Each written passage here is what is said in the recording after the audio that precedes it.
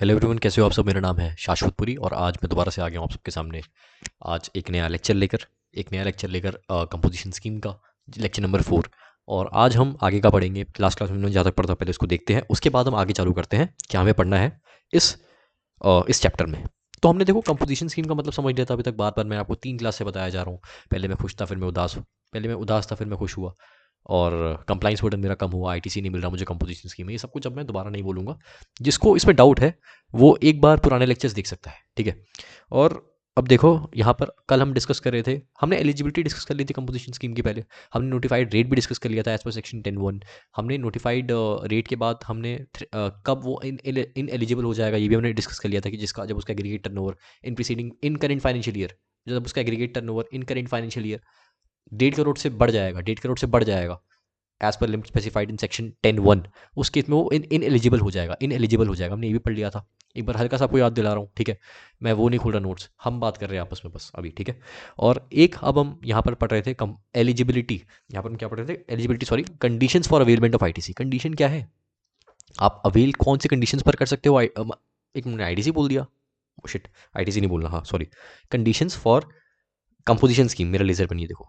Conditions for composition scheme, देखो composition scheme opt करने के कंडीशंस क्या क्या है, क्या कंडीशंस आपको सेटिस्फाई करनी पड़ेगी कंपोजिशन स्कीम ऑप्ट करने के लिए। लास्ट क्लास में हमने दो कंडीशंस को पढ़ा था, दो कंडीशंस को। पहली कंडीशन क्या थी? पॉइंट नंबर ए ये था, save as provided in subsection 1। बस ये रिवाइज करवा रहा हूँ, save as provided in subsection 1। Subsection 1 में अब याद करो, नोटिफाइड रेट 3 चीज़ों के लिए गिवन थे।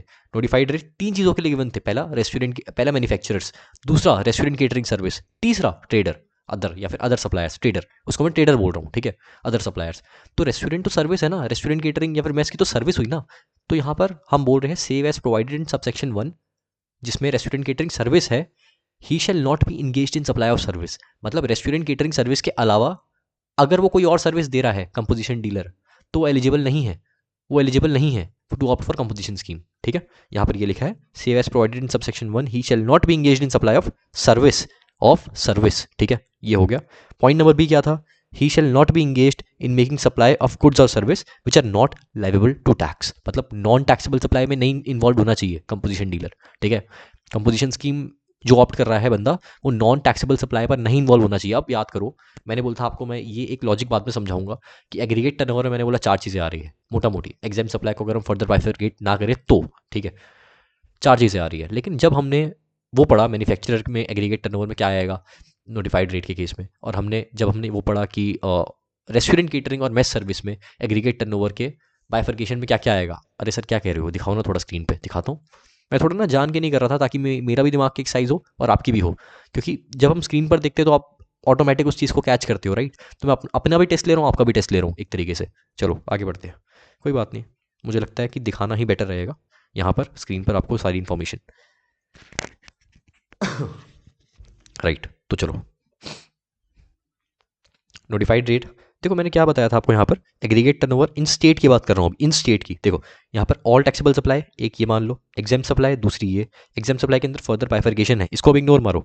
तीसरी, एक्सपोर्ट ऑफ गुड्स और सर्विस और बोथ। चौथी, इंटरस्टेट सप्लाई ऑफ गुड्स और सर्विस और both made from one state और union territory by said person. ये 4 चीज़ें आनी थी, ये 4 चीज़ें आती है एग्रीगेट टर्नओवर में। एग्रीगेट टर्नओवर इन स्टेट या फिर यूनियन टेरिटरी, इन स्टेट या फिर यूनियन टेरिटरी, 4 चीज़ें आती है।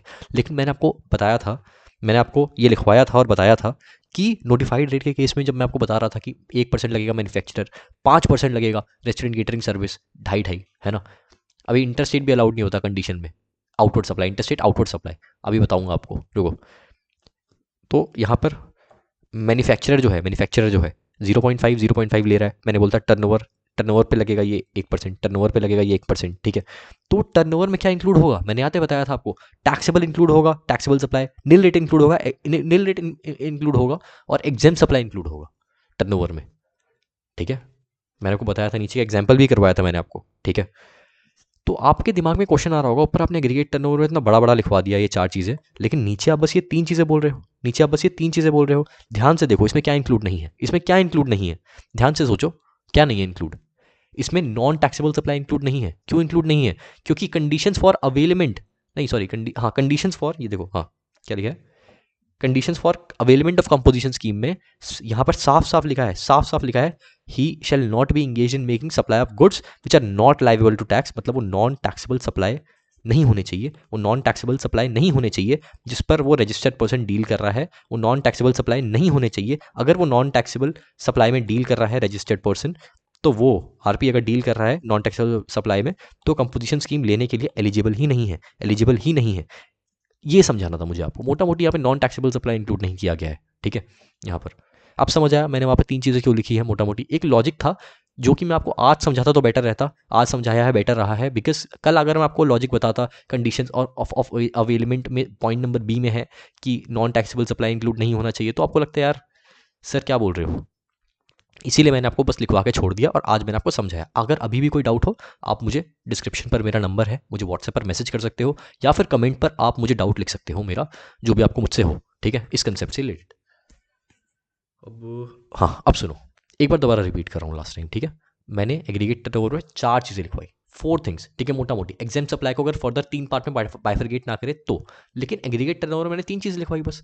क्या लिखवाई? एक तो निल, एक टैक्सेबल और एक एग्जेम्प्ट, एक होली एग्जेम्प्ट समझ लो आप, ठीक है।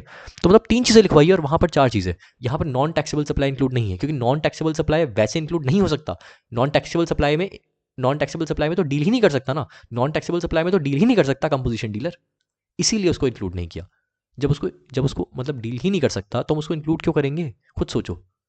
राइट, समझे आप क्या बोलना चाह रहा हूँ। मतलब टैक्स किस पर लगता है? जो एग्रीगेट टर्नओवर है उस पर लगता है कंपोजिशन स्कीम में, ठीक है। तो जब वो एग्रीगेट टर्नओवर में नॉन टैक्सेबल सप्लाई इंक्लूड हो ही नहीं सकता, तो उसको मैं लिखूँ क्यों, क्यों लिखूँ उसको? इसीलिए मैंने नहीं लिखा उसको वहाँ पर, ठीक है। चलो, समझ आ गया? नहीं समझ आया तो मुझसे डाउट पे पूछ सकते हो। वैसे मैंने अच्छे से समझाने की पूरी कोशिश करी है मैंने, ठीक है। चलो, और मैं सोच भी रहा हूँ, मुझे लगता भी है कि आपको समझ आ जाना चाहिए। नहीं है तो कोई दिक्कत नहीं है यार, दोबारा पूछना, दोबारा बताऊंगा। अब अब क्या बताना है, अब क्या बताना है? ये हो गया, ये हो गया, ये हो गया। अब देखो, यहाँ तक हो गया हमारा कंप्लीट, ये दोनों पॉइंट्स। अब पॉइंट नंबर सी पर आ रहा हूँ मैं, पॉइंट नंबर सी पर आ रहा हूँ मैं, ठीक है। चलो,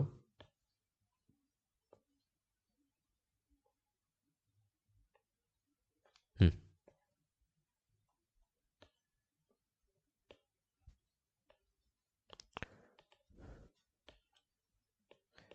इसको ज़रा इधर कर रहा हूँ मैं, ठीक है, हाँ, गुड। अब इधर आओ आप। Point number C. अब सी पॉइंट क्या बोलता है, थर्ड पॉइंट या सी पॉइंट, सी बोलो इसको, ठीक है। चलो, नॉट engaged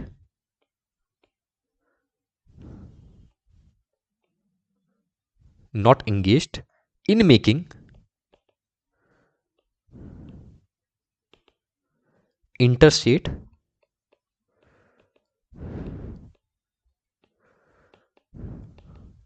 आउटवर्ड सप्लाई, जो मैंने अभी बोली थी आपको बात, ऑफ गुड्स या फिर सर्विस, ठीक है। अच्छा, मैंने क्या बोला कि composition dealer interstate outward supply नहीं कर सकता। मतलब मैं दिल्ली में रहता हूँ, मैं कंपोजिशन डीलर हूँ, तो मैं महाराष्ट्र के किसी बंदे को अपने गुड्स आउटवर्ड सप्लाई नहीं कर सकता। अगर मैं इंटरस्टेट आउटवर्ड सप्लाई कर रहा हूँ, अगर मैं दिल्ली से महाराष्ट्र अपना माल बेच रहा हूँ, तो उस केस में मुझे कंपोजिशन स्कीम ऑप्ट करने का बेनिफिट नहीं मिलेगा। गवर्नमेंट कहेगी तुम नॉर्मल स्कीम में ही रजिस्टर करवाओ, क्योंकि तुम इंटरस्टेट आउटवर्ड सप्लाई कर रहे हो। लेकिन मैं आपसे पूछना चाहूँगा, मान लो महाराष्ट्र से मैं इंटरस्टेट इनवर्ड सप्लाई कर रहा हूँ, महाराष्ट्र से मैं रॉ मटेरियल इनवर्ड सप्लाई कर रहा हूँ, मतलब इंटरस्टेट इनवर्ड सप्लाई कर रहा हूँ महाराष्ट्र से दिल्ली में, उस केस में मुझे बताओ, यहाँ पर कुछ लिखा है? ऐसा कुछ नहीं लिखा। तो मतलब जब मैं कह रहा हूँ interstate outward supply, that does not include interstate inward supply, ठीक है। तो यहाँ पर मैं लिख दूंगा इसको, एक बार रुको।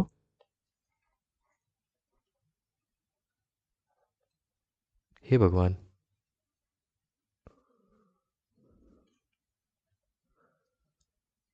हाँ अब सही है ना। राइट से लिखता हूँ उसको, नॉट इंटरस्टेट इनवर्ड सप्लाई। हाँ जी, समझ आया। हाँ,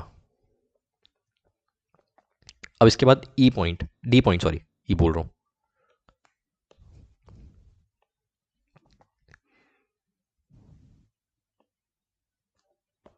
हाँ जी, D.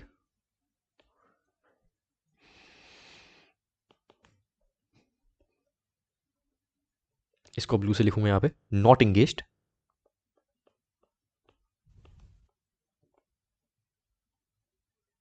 In making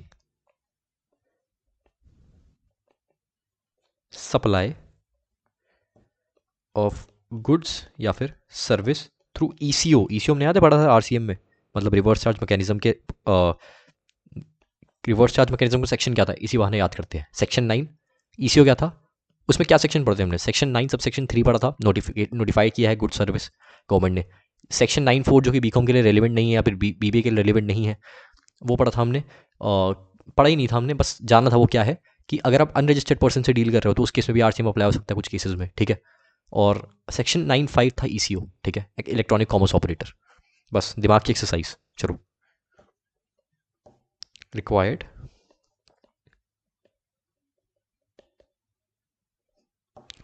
to collect TCS under section, ये हम टीसीएस चैप्टर भी, टीसीएस चैप्टर भी हम पढ़ेंगे, वो भी एक चैप्टर है, बहुत छोटा सा चैप्टर है वो, उसमें मेरे को लगता है 2 क्लास लगेगी मैक्स टू मैक्स, 1 या 2 क्लास, 1 या 1.5 मुझे लगता है क्लास, ठीक है। ये इनकम टैक्स जैसा टीडीएस नहीं है, टीसीएस बहुत सिंपल है। हाँ,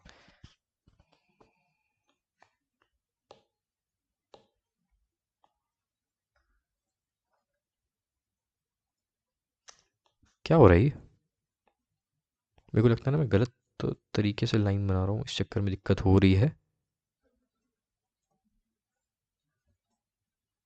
हाँ ठीक है, चल जाएगा, ठीक है। हाँ, अब देखो यहाँ पर ना, यहाँ पर मैंने एक चीज़ गलत लिख दी है, एक अमेंडमेंट आ गई है, एक अमेंडमेंट आ गई है, मुझे लगता है बीकॉम में कंसीडर करेंगे नहीं करेंगे, आई एम कंफ्यूज, मैं आपको कमेंट पे लिख दूंगा, ठीक है, आपको क्या करना है। लेकिन एक अमेंडमेंट आई है वहाँ पर ना, आप देखो ये यहाँ पर मैं क्रॉस लगा रहा हूँ, यहाँ पर गुड्स पे, खाली सर्विस पे मैंने किया है टिक, ठीक है।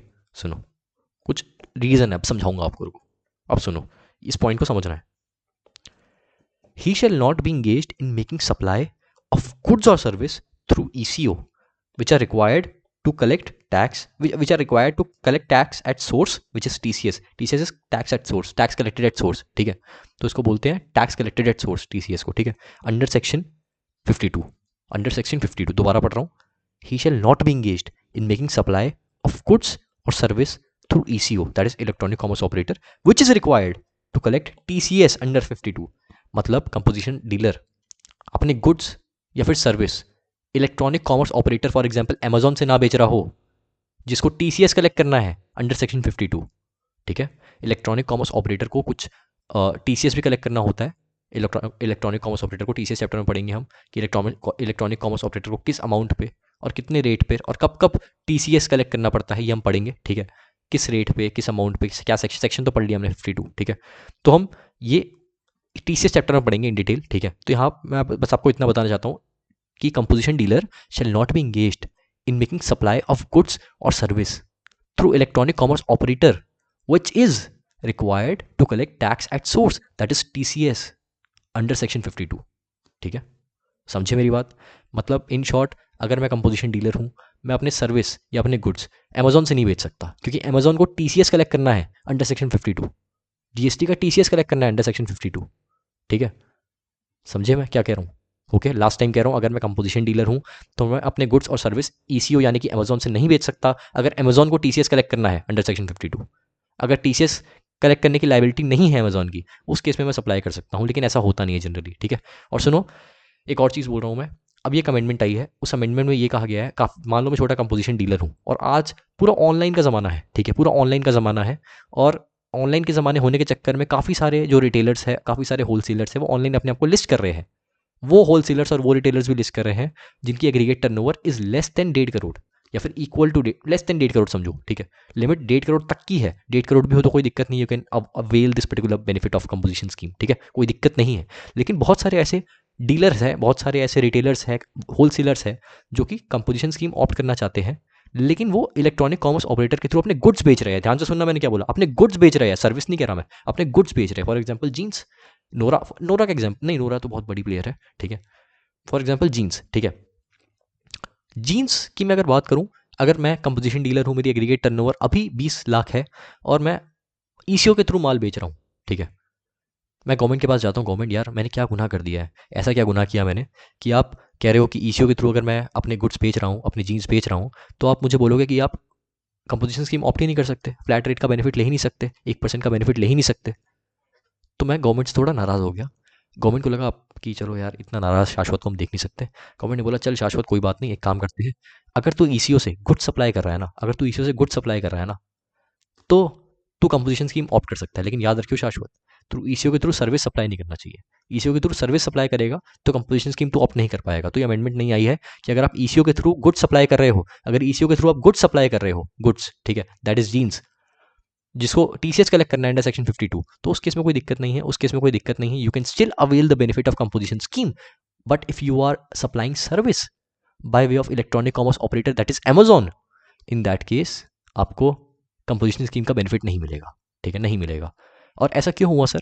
ऐसा इसलिए हुआ क्योंकि ऑनलाइन का ज़माना है, मैंने बताया। छोटे छोटे डीलर अगर ऑनलाइन अपना माल लिस्ट नहीं करेंगे, अगर वो करना चाहे और ना कर पाए because of the fact that they are not able to avail the benefit of composition scheme, in that case वो पीछे रह जाएंगे। तो गवर्नमेंट ने देखा कि जाइंट प्लेयर्स उनको खा जाएंगे एक तरीके से, उन एरियाज को एब्जॉर्ब कर लेंगे जाइंट प्लेयर्स। ये देखते हुए गवर्नमेंट ने हम छोटे व्यापारियों के लिए ये स्कीम को चालू रखा, तब भी जब हम गुड्स को ईसीओ के थ्रू बेच रहे हैं, जिसको टीसीएस कलेक्ट करना है अंडर सेक्शन 52, ठीक है। मैंने इसको अपनी पूरी जान लगा के समझाने की कोशिश की है इस पॉइंट को। और ये amendment I am not sure B Com में अभी है रेलेवेंट या नहीं, मैं आपको ये पक्का कमेंट सेक्शन में लिखूंगा, देख के बताऊंगा आपको, ठीक है, कि अमेंडमेंट आपको कंसीडर करना है, आपको गुड्स और सर्विस दोनों लिखना है, क्या करना है आपको दोनों में से आपको बताऊंगा, ठीक है। ये अमेंडमेंट है, मैंने बता दिया आपको। चलो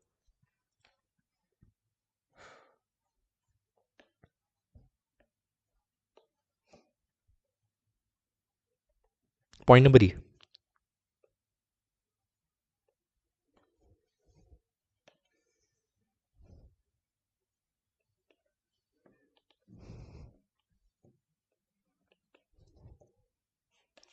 he shall not manufactured, he shall not manufacture, he shall not manufacturer of the goods which are notified by government। मतलब क्या कहना चाह रहा है? बहुत सिंपल सा मतलब है, वो उन गुड्स को मैन्युफैक्चर नहीं करना चाहिए, वो उन गुड्स को मैन्युफैक्चर नहीं करना चाहिए। मैन्युफैक्चरिंग की बात हो रही है, ट्रेडिंग की बात नहीं हो रही, याद रखना। मतलब ट्रेडर है इन गुड्स का तो चलेगा, कोई दिक्कत नहीं है। मैन्युफैक्चरिंग की बात कर रहे हैं हम। अगर मैं कंपोजिशन डीलर हूँ और मैं उन गुड्स को मैन्युफैक्चर कर रहा हूँ जो गवर्नमेंट ने नोटिफाई किए हैं, कि अगर तुमने इन गुड्स को मैन्युफैक्चर किया ना शाश्वत, अगर तुमने इन गुड्स को मैन्युफैक्चर किया ना कंपोजिशन डीलर, तो हम तुम्हारी कंपोजिशन स्कीम की बेनिफिट तुमसे छीन लेंगे। तुम कंपोजिशन स्कीम ऑप्ट नहीं कर पाओगे, you will not be eligible to opt composition scheme. अगर तुमने उन गुड्स को मैन्युफैक्चर किया, ट्रेड नहीं किया, मैन्युफैक्चर किया, ठीक है, जिन गुड्स को हमने नोटिफाई किया है, ठीक है, समझे मैंने क्या बोला? अब वो गुड्स कौन कौन से हैं सर, ये तो बता दो। बताता हूँ भाई, बताता हूँ, रुको, यहाँ पे लिख देता हूँ गुड्स, नीचे लिखूंगा, रुको ना, यहाँ नीचे लिख दूंगा वो गुड्स, लास्ट में लिख दूंगा नोटिफाइड, नहीं अभी लिख देता हूँ यार, ऐसे अच्छा नहीं लगता है ना। इस पॉइंट को खत्म करो। नोटिफाइड, राइटिंग अच्छी लिखो सर, ओके, गुड्स, ठीक है, नोटिफाइड गुड्स। यहाँ पर आइसक्रीम आ गई अपनी,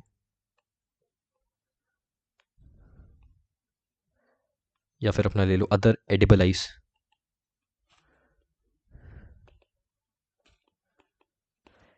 या फिर ले लो पान मसाला, या फिर आप ले लो altered water cold drink for example, ALTERED, ठीक है, वाटर। उसके बाद आप ले लो टबैको,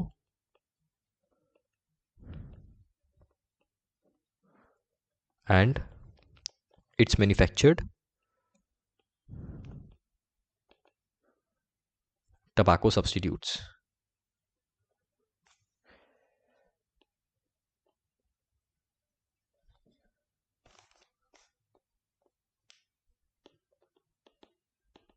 ठीक है, इसको मैंने ब्लू से लिखा है, नीचे कुछ गुड्स को मैं रेड से लिखूंगा। वैसे तो उनमें कोई डिफरेंस नहीं है, दोनों ही नोटिफाइड कैटेगरी की है, लेकिन मैंने ऐसा क्यों लिखा है अभी आपको आगे समझ आएगा, ठीक है। नीचे रेड से लिख रहा हूँ, एक लाइन छोड़ के, बाकी बाकी वो फ्लाई ऐश ब्रिक्स,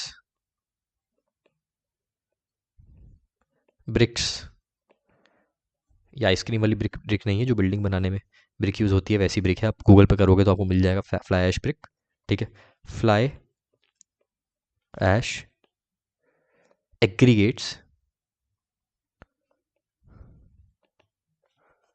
उसके बाद आ जाएगा अपना फ्लाई ऐश, क्या लिखा है यहाँ पे मेरे को अपनी राइटिंग नहीं समझ आ रही, बताओ।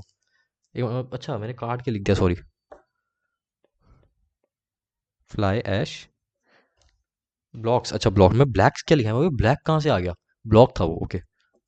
फ्लाई ऐश ब्लॉक्स, इसको सही करूँ पहले, एक मिनट को, पेन कहाँ है, ये छोड़ो बाद में करूँगा। हाँ, fly ash bricks blocks, sorry, उसके बाद ब्रिक्स ऑफ फॉसल नील्स,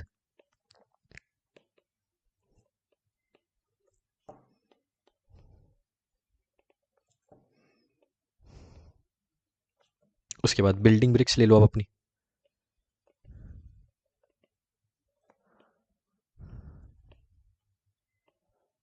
उसके बाद आप ले लो अर्थन और रूफिंग टाइल्स,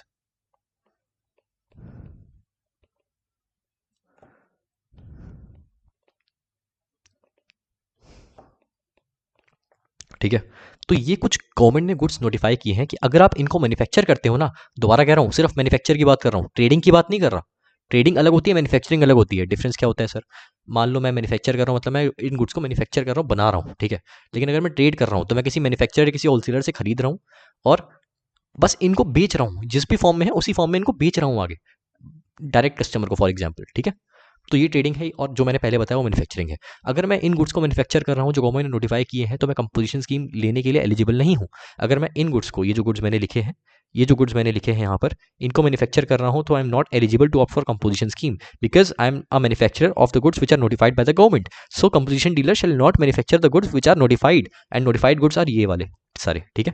ये सारे गुड्स नोटिफाइड वाले, आइसक्रीम हो गई, अदर एडिबल आइस हो गया, pan masala, altered water, tobacco, manufactured and tobacco substitutes, fly ash bricks, fly ash aggregates, fly ash blocks, bricks of fossil meals, building bricks, earthen और roofing tiles. आपको लग रहा होगा कि ये याद करना, याद करने की कोई ज़रूरत नहीं है। बस आपको ना पेपर में अगर ऐसा कुछ लिखा हुआ आ गया कि यहाँ पर आइसक्रीम में मैन्युफैक्चरिंग कर रहा है वो, मतलब आपको दिमाग में बस ये रहना चाहिए कि हाँ यार, ये मेरे को याद आ रहा है कि वैसा कुछ था, और इसको अगर कोई बंदा मैन्युफैक्चर कर रहा है ना, तो he can not avail composition scheme. Paper में ऐसा कोई क्वेश्चन आ गया तो बस आपको मोटा मोटी पता होनी चाहिए, याद कुछ नहीं करना, ये कंडीशंस बस आपको याद करनी है, ये कंडीशंस, वो भी आपको समझ के ही याद हो जाएगी, कोई दिक्कत नहीं है, कुछ इतनी लंबी चौड़ी साइंटिफिक लैंग्वेज नहीं है ये, ठीक है। चलो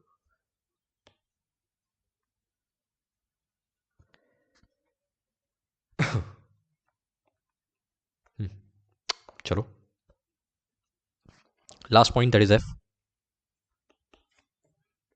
he is neither a CTP और एनआरटीपी। ही इज, ब्लैक से क्यों लिख रहा हूं मैं भाई, ही इज नाइदर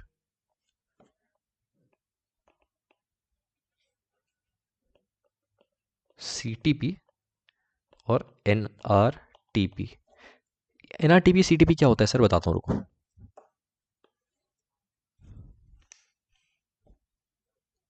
एक तो मेरी लाइन कभी सही बन गई ना, अचीवमेंट से लगती है, अबे भाई देखो, इस बार बन जाइयो, गंदी बात नहीं। अबे भाई भाई भाई भाई भाई, नहीं ऐसे ही कर लो भाई, अब मेरा हो गया, आई डोंट ट्रस्ट यू।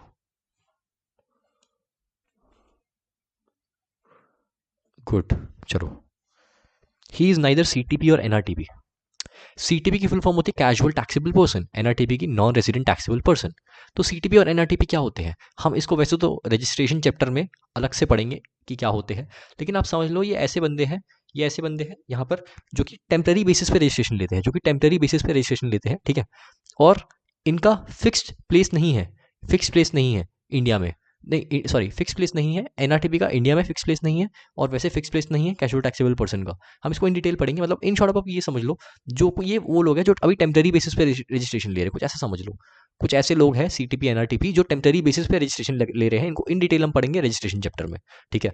कि इनकी रिटर्न कौन से उसमें जाती है, ये सब एक्स वाई जेड, और किस तरीके से इनको टैक्स पे करना होता है, ठीक है, हम ये सब पढ़ेंगे। चलो,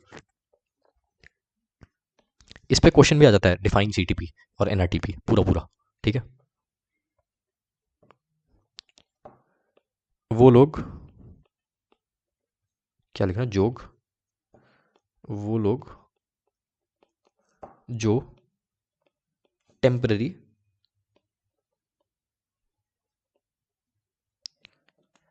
पीरियड के लिए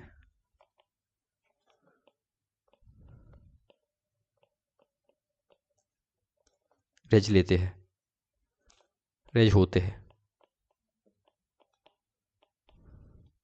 ठीक है, मैंने मोटा मोटी आपको मतलब बता दिया। जो टेम्पररी पीरियड के लिए रजिस्ट्रेशन लेते हैं वो CTP NRTP है। अब CTP NRTP में एक डिफरेंस है, वो मैं आपको बाद में समझाऊंगा, अभी रहने दो। ठीक है, छोड़ो। ही शेल नाइदर बी CTP और NRTP। ये सिक्स्थ पॉइंट था, दैट इज F पॉइंट था। ये आपकी कंडीशंस थी। एक बार इन कंडीशंस को एक बार बोल रहा हूँ लास्ट टाइम। ठीक है, इसको उधर कर दूँ। Conditions for availment of composition scheme, conditions for availment of composition scheme. पहली कंडीशन क्या थी? Save as provided. Point number A, save as provided in subsection 1, save as provided in subsection 1, he shall not be engaged in what? Supply of service। Restaurant catering या mess service के अलावा कोई supply of service नहीं करनी चाहिए उसने। ठीक है, दूसरी कंडीशन, बी कंडीशन क्या थी? He shall not be engaged in supply of non taxable supply या फिर supply of goods which are not leviable to GST। ठीक है, दूसरी कंडीशन ये थी, बी। तीसरी कंडीशन क्या थी? तीसरी कंडीशन दैट इज लेजर पेन। तीसरी condition third point that is C, he shall not be engaged in making interstate outward supply, not inward supply। interstate outward supply नहीं करना चाहिए, inward supply कर सकता है, कोई दिक्कत नहीं है। ठीक है, इन डिटेल मैंने आपको बता दिया। he shall not be engaged in making supply of goods or service through ECO। Amendment आ गई है वैसे, यहाँ पे सिर्फ सर्विस अब यहाँ पर बचा है। who is required to collect tax at source, tax collected at source, that is TCS under section 52। ठीक है, ये भी आपको बता दिया मैंने, रीड ही कर रहा हूँ यार मैं तो। he shall not manufacture goods which are notified by the government। notify goods मैंने नीचे आपको बता दिया, ये सारे गुड्स नोटिफाई किए हैं गवर्नमेंट ने। ये मैन्युफैक्चर नहीं करना चाहिए कंपोजिशन डीलर को, अगर वो मैन्युफैक्चर करता है तो बाय बाय, कंपोजिशन स्कीम से बाय। जो रात को 3 बजे आप किसी को भेजते हो वो गवर्नमेंट आपको बोलेगी। ठीक है, हाँ चलो इसके बाद सर नहीं है कोई 3 बजे भेजने वाला ना, फिर तो बहुत दुख में चल रही है भाई आपकी ज़िंदगी। Same for me. चलो, ही इज़ नाइदर CTP और NRTP। ठीक है, मतलब CTP भी होना चाहिए, NRTP भी नहीं होना चाहिए। ठीक है, वो लोग जो टेम्पररी पीरियड के लिए रजिस्ट्रेशन लेते हैं उनको बोलते हैं CTP और NRTP। ठीक है, चलो ये कंडीशंस थी for availment of composition scheme. अब इसके बाद हम एक प्रोविजो पढ़ेंगे, प्रोविजो टू सेक्शन 10(2). ये सेक्शन 10(2) था ना, तो प्रोविजो टू सेक्शन 10(2) इसको हम अगले पेज में पढ़ेंगे। ठीक है, proviso to section 10(2), same concept है ये अभी जो चल रहा है। एक मिनट, कंसेप्ट नंबर लिखा है मैंने यहाँ पे, हाँ 5th।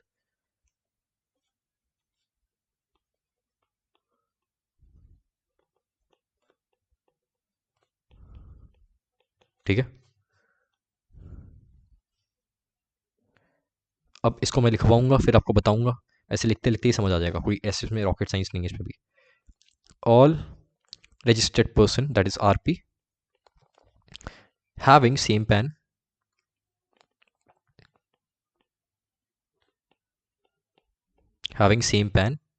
have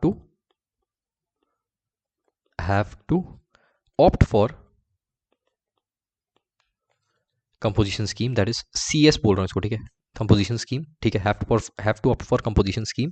ठीक है, in any if any of them opts for, sir क्या ऑप्ट कर रहा है? फॉर नॉर्मल स्कीम भाई, नॉर्मल स्कीम ऑप्ट कर रहा है, for normal scheme, then all such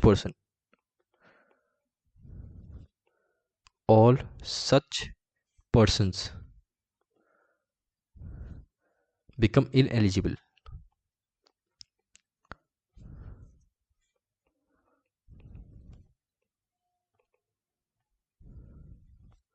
for composition scheme.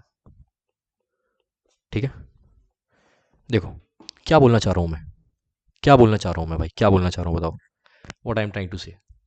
कितनी बार बोलोगे सर एक बात को यार, आदत सी है मुझे। हाँ, प्रोविजन टू सेक्शन 10(2). मान लो मैं एक बात बोलना चाहता हूँ आपको, सुनो समझाने से पहले। ये हमारा पैन का एम्बिट है।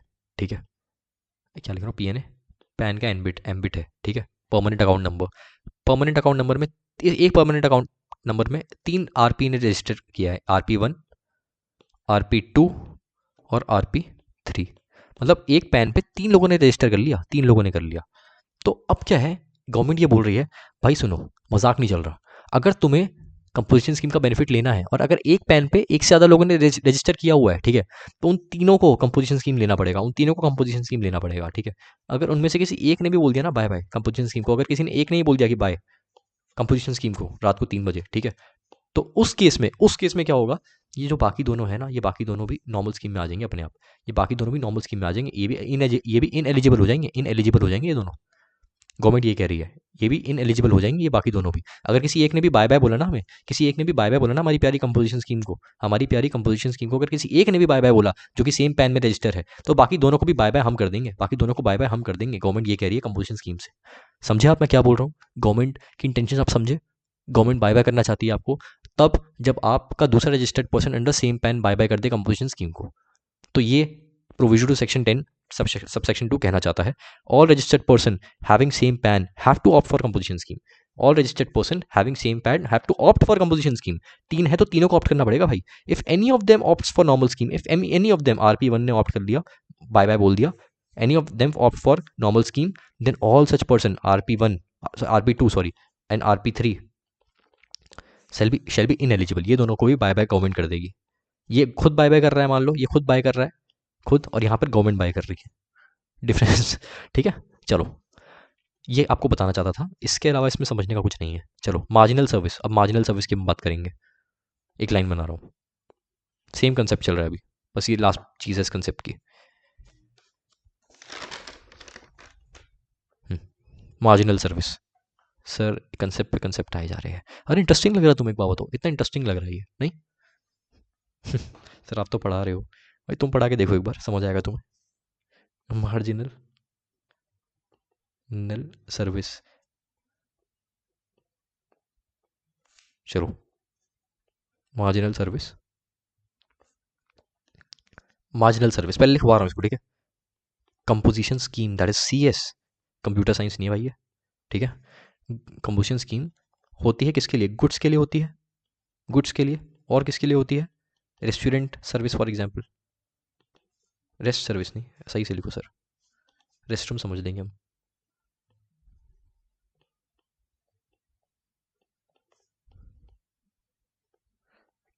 इसमें आप केटरिंग सर्विस भी ऐड कर लेना, केटरिंग सर्विस या फिर मेस सर्विस भी, ठीक है। कंपोजिशन स्कीम जो हम सेक्शन 10(1) में हमने पढ़ी है, इन दोनों के लिए तो पढ़ी है ना, प्रीडोमिनेंटली गुड्स के लिए पढ़ी है, और रेस्टोरेंट केटरिंग सर्विस या फिर मेस सर्विस के लिए पढ़ी है ना। देयर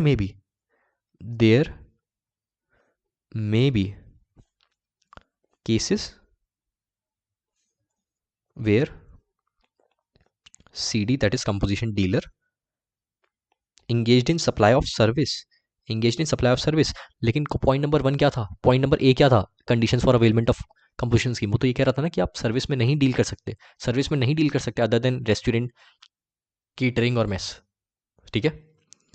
अगर वो मतलब there may be the case where composition dealer is supplying service, ठीक है। हालांकि percentage of supply of service is less.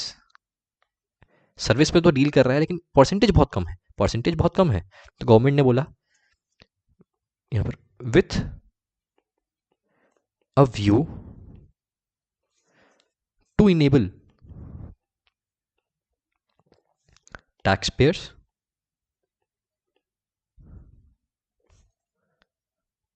to taxpayers to avail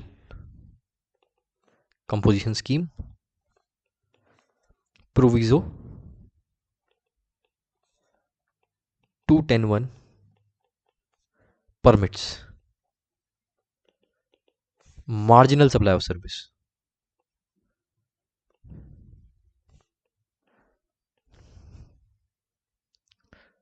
इसको SOS लिखो ना, मार्जिनल SOS, जो ऊपर SOS लिखा है तो कंफ्यूज हो गए आप, है ना। ऑफ स्पेसिफाइड वैल्यू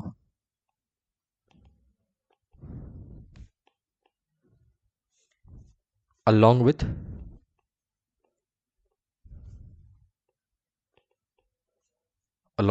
मेरी वीडियो बंद हो सकती है, देखते रहना।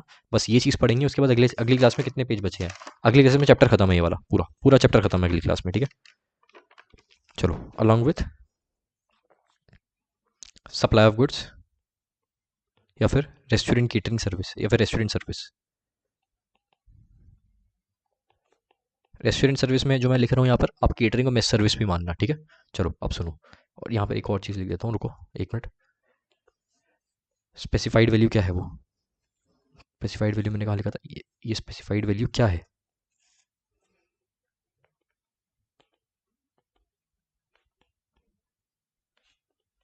क्या है सर ये स्पेसिफाइड वैल्यू, ये तो बताओ। बता रहा हूँ भाई, रुको सबर करो, सबर, रुको ज़रा सबर करो। 10% ऑफ टर्नओवर इन स्टेट या फिर union territory, that is UT, in previous financial year. B point 5 lakh रुपए, विच एवर इज लोअर, नहीं which ever is higher.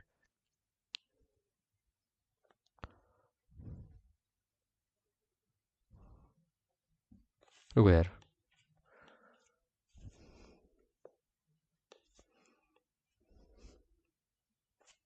Which ever is higher, ठीक है। अब इसको समझो, अब इसको समझो मैं क्या बोलना चाह रहा हूँ, मेरा दिल क्या कहना चाह रहा है आपको। मेरा दिल बहुत साफ है और बहुत सफाई में मेरा दिल ये कहेगा आपको कि जो मार्जिनल सप्लाई ऑफ सर्विस है वो क्या है। क्या है marginal supply of service? Government क्या कहती है, कंपोजिशन स्कीम अंडर सेक्शन 10(1) किस पे डील करता है, गुड्स पे या फिर रेस्टोरेंट केटरिंग या मैं सर्विस पे। लेकिन ऐसा भी तो हो सकता है, ऐसा भी तो हो सकता है मैं कंपोजिशन डीलर हूँ, मैं सप्लाई ऑफ सर्विस भी कर रहा हूँ, लेकिन सप्लाई ऑफ सर्विस अलाउड नहीं है कंपोजिशन डीलर को other than restaurant catering and mess service as per conditions for availment of composition scheme section 10(2) point number A. ऐसा भी हो सकता है मैं डील कर रहा हूँ लेकिन अलाउड नहीं है। तो गवर्नमेंट कह रही है यार ये तो बहुत बुरा हो रहा है, अगर वो कम सर्विस में डील कर रहा है, अगर वो कम सर्विस में डील कर रहा है, ज़्यादा गुड्स में डील कर रहा है, तो इस बेचारे को फालतू में हम छीन ले रहे हैं कंपोजिशन स्कीम, फालतू में हम छीन ले रहे हैं उससे कंपोजिशन स्कीम। तो कोई सेंस थोड़ी ना इस बात की। तो गवर्नमेंट ने बोला चलो कोई बात नहीं, कंपोजिशन डीलर अगर तुम मार्जिनली सप्लाई ऑफ सर्विस कर रहे हो ऑफ स्पेसिफाइड वैल्यू, अगर तुम मार्जिनली सप्लाई कर रहे हो of service of specified value, जो कि है बताऊंगा अभी आपको, तो हम उस केस में आपको कंपोजिशन स्कीम से ऑप्ट आउट नहीं करवाएंगे, उस केस में हम आपको कंपोजिशन स्कीम से ऑप्ट आउट नहीं करवाएंगे। You can still avail the benefit of composition scheme if you are engaged in marginal supply of service of specified value. अब वो स्पेसिफाइड वैल्यू क्या है? 10% ऑफ टर्नओवर इन स्टेट या फिर union territory जो आप कंप्यूट करोगे, या फिर 5 lakh whichever is higher. तो मतलब 5 लाख तो एक अमाउंट दे ही दिया, टर्नओवर इन स्टेट मान लो 1 करोड़ है, उसका 10% क्या हुआ, 10 लाख हो गया। 10 लाख या 5 lakh, whichever is higher क्या है, 10 लाख। तो उस केस में आपको 10 लाख अलाउड होगा। For example turnover in state आप मान लो 40 लाख, 40 लाख का 10% 4 लाख, और 5 लाख एक लिमिट गवर्नमेंट ने दी है, इन दोनों का हायर क्या है, 5 लाख, ठीक है। तो मैं ये आपको बताना चाह रहा था, ठीक है, विच एवर इज हायर लेना है। अब सुनो, इसको पढ़ रहा हूँ फिर बाय बाय बोलूंगा आपको। Composition scheme of goods, composition scheme of goods, और एक मिनट क्या लिख रहा हूँ, कंपोजिशन स्कीम डील करती है ऑफ गुड्स से या फिर रेस्टोरेंट सर्विस से। देखो मैं इसीलिए बोलता हूँ शॉर्ट फॉर्म आप मत यूज़ करो, ठीक है। आप जब भी लिखोगे पूरा लिखोगे, देखो मैं एक मिनट, मेरी वीडियो बंद हो गई, हाँ, जब भी लिखोगे आप पूरा लिखो, ठीक है, क्योंकि शॉर्ट फॉर्म में आप कंफ्यूज हो जाओगे। आप यहाँ पर मैं इसलिए करवाता हूँ आपको क्योंकि इंपॉर्टेंट है जल्दी सिलेबस को कंप्लीट करवाने में और इजीली आपके दिमाग में बिठाने के लिए चीज़ों को, ठीक है। इससे इजीली आपके दिमाग में जल्दी जल्दी चीज़ें बैठती है। चलो, कंपोजिशन स्कीम डील किससे करती है, गुड से या फिर रेस्टोरेंट गेटिंग सर्विस से, सेक्शन 10(1) वाला, ठीक है। देयर में भी केसेस कंपोजिशन डीलर इंगेज है सप्लाई ऑफ सर्विस में, हालांकि सर्विस की जो इंगेजमेंट है वो काफ़ी कम है कंपोजिशन डीलर की, ठीक है, काफ़ी कम है। तो इसी को देखते हुए गवर्नमेंट ने बोला कि आप कंपोजिशन स्कीम ऑप्ट कर सकते हो तब जब आपकी मार्जिन जब तब जब आप कंपोजिशन स्कीम, इसको रीड कर देता हूँ, रुको। आप कंपोजिशन स्कीम ऑप्ट कर सकते हो तब भी आप ऑप्ट कर सकते हो जब आप मार्जिनल सप्लाई ऑफ सर्विस में डील कर रहे हो, मार्जिनल सप्लाई ऑफ सर्विस में डील कर रहे हो स्पेसिफाइड वैल्यू, ठीक है। और वो स्पेसिफाइड वैल्यू ये है 10% ऑफ टर्नओवर इन स्टेट या फिर यूनियन टेरिटरी, और 5 lakh whichever is higher. एक बार रीड कर रहा हूँ, बस इसको समझा दिया, रीड कर रहा हूँ। Composition scheme deals with goods या फिर रेस्टोरेंट सर्विस, केटरिंग सर्विस या mess service. There may be the cases where composition dealer deals with supply of service and percentage of such supply of service is less, ठीक है, with a view to enable the taxpayers to avail composition scheme provision to section 10(1) permits marginal supply of service of specified value along with supply of goods और restaurant catering service या फिर mess service. समझ आ गया? यहाँ तक हम पढ़ेंगे आज की क्लास में, और नेक्स्ट क्लास में जो है, नेक्स्ट क्लास में चैप्टर पूरा खत्म हो जाएगा, सिर्फ थोड़ा सा बच गया है हमें, बहुत थोड़ा सा काम इसमें बच गया है। सेक्शन 10(2) कैपिटल ए वाला पार्ट हमारा बच गया है, उसके बाद इसको हम बाय बाय बोल देंगे इस चैप्टर को, और नेक्स्ट चैप्टर हमारा इसके बाद रहेगा टाइम ऑफ सप्लाई, ठीक है, उसके बाद रहेगा वैल्यू ऑफ सप्लाई, उसके बाद रहेगा प्लेस ऑफ सप्लाई। जितना टाइम हमें लगा है इससे और कम टाइम लगेगा अब, ठीक है। चलो गुड बाय और मिलते हैं आपसे अगली